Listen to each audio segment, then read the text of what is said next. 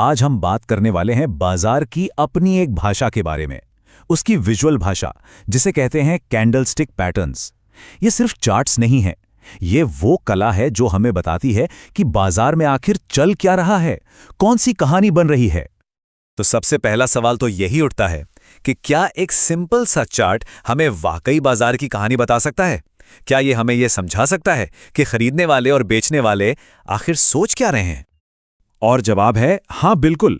असल में ट्रेडर्स करते ही यही हैं। वो इन्हीं कैंडलस्टिक पैटर्न्स को पढ़ते हैं, पुराने डेटा को देखते हैं और ये अंदाजा लगाते हैं कि आगे कीमतों का रुख क्या हो सकता है। तो चलिए इसमें और गहराई से उतरते हैं। देखिए, इन पैटर्न्स को समझने से पहले हमें एक अकेले कैंडल को समझना होगा। ये इस पूरी भाषा का, कह लीजिए, बेसिक बिल्डिंग ब्लॉक है। तो ये कैंडलस्टिक आखिर है क्या? आसान भाषा में कहें तो ये एक खास टाइम पीरियड के लिए स्टॉक के प्राइस एक्शन का एक विजुअल स्नैपशॉट है। बस एक नज़र में ये हमें 4 जरूरी चीजें बता देती हैं: open price, close price, high price और लो प्राइस। अब देखिए, 2 तरह की कैंडल्स होती हैं, बुलिश और बेयरिश। सीधा सा हिसाब है, अगर क्लोजिंग प्राइस ओपनिंग प्राइस से ऊपर है तो कैंडल हरी बनेगी। इसका मतलब है कि कीमत बढ़ी है, यानी ये एक बुलिश साइन है। और अगर ओपनिंग प्राइस क्लोजिंग प्राइस से ऊपर है, मतलब कीमत गिली है, तो कैंडल लाल बनेगी, जो एक बेयरिश सिग्नल है। तो अब जब हम एक कैंडल को पढ़ना जान गए हैं, तो अब बात करते हैं पैटर्न्स की।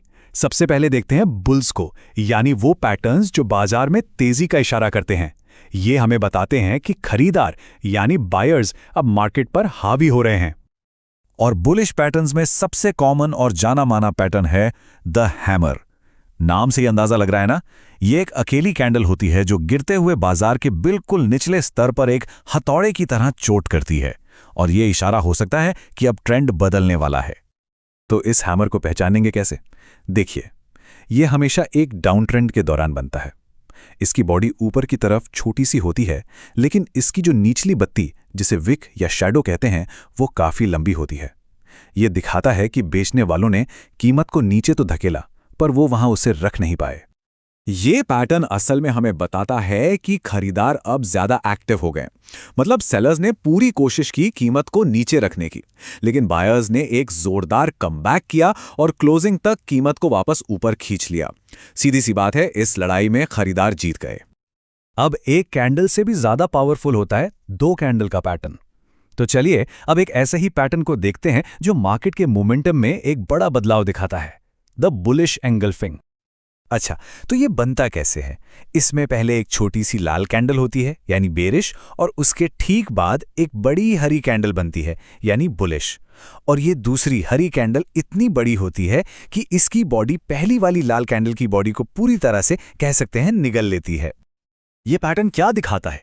ये खरीदारी की जबरदस्त ताकत को दिखाता है। ये एक बहुत ही पावरफुल सिग्नल है। इसका मतलब यह है कि बायर्स ने सिर्फ गिरावट को रोका ही नहीं, बल्कि उन्होंने मार्केट का कंट्रोल पूरी तरह अपने हाथों में ले लिया है। चलिए अब कहानी का दूसरा पहलू देखते हैं। अब बात करते हैं बेयर्स की, यानी वो पैटर्न्स जो हमें मार्केट में आने वाली गिरावट की चेतावनी देते हैं। और इन्हें पहचानना उतना ही जरूरी है जितना तेजी के संकेतों को पहचानना। और हमारा पहला बेयरिश पैटर्न है बेयरिश एंगल्फिंग। नाम से पता चल रहा है, ये बुलिश एंगल्फिंग पैटर्न का एकदम उल्टा है। ये दिखाता है कि टेक्निकल एनालिसिस में चीजें कितनी सिमेट्रिकल होती हैं। तो ये कैसा दिखता है? इसमें पहले एक छोटी हरी कैंडल होती है, यानी बुलिश, और उसके ठीक बाद एक बड़ी लाल कैंडल बनती है, यानी बेरिश। और इस बार लाल कैंडल की बॉडी हरी कैंडल की बॉडी को पूरी तरह से निगल लेती है।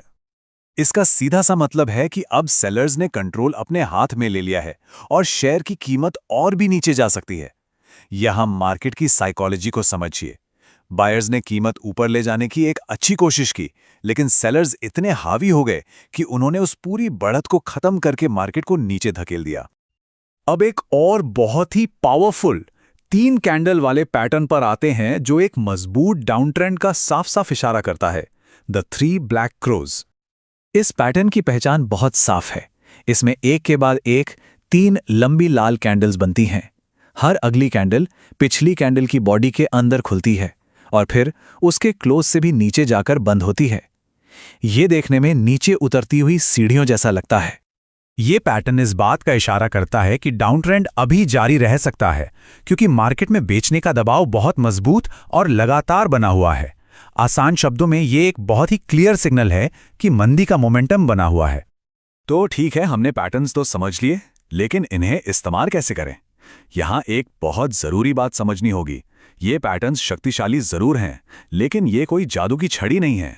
ये सिर्फ सुराग हैं, कोई पक्की भविष्यवाणी नहीं। इस बात को हमेशा ध्यान में रखना है कि एक पैटर्न सिर्फ एक इशारा है, कोई गारंटी नहीं। जब भी कैंडलस्टिक पैटर्न्स को देखें तो कॉन्टेक्स्ट को समझना बहुत ज़रूरी है। मतलब ओवरऑल ट्रेंड क्या चल रहा है, वॉल्यूम कितना है, ये सब देखना भी उतना ही इंपॉर्टेंट है। और इस पूरी बातचीत का सबसे अहम टेकअवे यही है, हमेशा याद रखें कि कैंडलस्टिक पैटर्न्स तब सबसे अच्छा काम करते हैं जब उन्हें दूसरे एनालिसिस टूल्स के साथ मिलाकर इस्तेमाल किया जाए, जैसे कि वॉल्यूम इंडिकेटर्स या ट्रेंड लाइंस। सिर्फ इन पैटर्न्स के भरोसे रहना काफ़ी रिस्की हो सकता है। तो अब अगली बार जब कोई चार्ट सामने आए तो उसे सिर्फ ऊपर नीचे जाती लाइनों की तरह मत देखिए। खुद से पूछिए, ये चार्ट कौन सी कहानी सुना रहा है? क्या इसमें बुल्स और बेयर्स के बीच की लड़ाई को पढ़ा जा सकता है? यकीन मानिए, ये मार्केट को देखने का एक बिल्कुल नया नजरिया है।